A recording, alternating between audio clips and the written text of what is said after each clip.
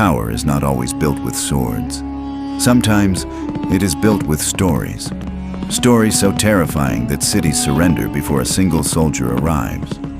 In the 13th century, one name traveled faster than any army in human history. That name was Genghis Khan. But this is not a story about battles. This is a story about psychology. Because Genghis Khan did not just conquer land, he conquered the human mind. And once you control the mind, resistance collapses on its own. Before he was Genghis Khan, he was Temujin, born into hardship, betrayed by tribes, abandoned after his father's death. At just 9 years old, he learned a brutal lesson. The world does not reward weakness, it punishes it. His family was left starving, allies turned into enemies. Trust became a liability. This environment shaped something dangerous. Not cruelty, not madness, but extreme psychological awareness. He studied people. He observed loyalty. He memorized betrayal. He understood something most rulers never learn. Fear is more reliable than affection. Most conquerors relied on physical strength. Genghis Khan relied on reputation. He understood a principle modern marketers use today. Perception travels faster than reality. When his army approached a city, rumors arrived first. Stories of unstoppable horsemen, stories of total destruction, stories of zero mercy. Whether exaggerated or not, it didn't matter. Because fear activates imagination, and imagination multiplies terror. Psychologically, when humans imagine worst-case scenarios, they overestimate danger. This reduces resistance. Cities surrendered without battle, not because they were weak, but because their minds were already defeated. This is called psychological warfare, and Genghis Khan mastered it centuries before the term existed. Here is the deeper truth. Genghis Khan was not chaotic. He was consistent. When he made a threat, he followed through. When he promised safety to those who surrendered, he honored it. That certainty created credibility. People fear unpredictability, but they respect consistency. His message was simple. Submit and you live. Resist and consequences follow. No emotional speeches, no dramatic anger, just cold, predictable enforcement. This created psychological authority. And authority is stronger than force. And unlike many rulers of his time, Genghis Khan did not care about noble birth. He promoted based on loyalty and competence. This was revolutionary. It created intense devotion among his followers. Why? Because humans crave recognition. When ordinary men were given power, their loyalty became personal. He built a system where talent mattered more than heritage. Psychologically, this builds motivation. It also creates emotional investment.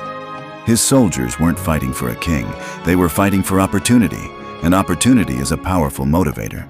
Another psychological tactic: speed. His cavalry moved faster than any traditional army.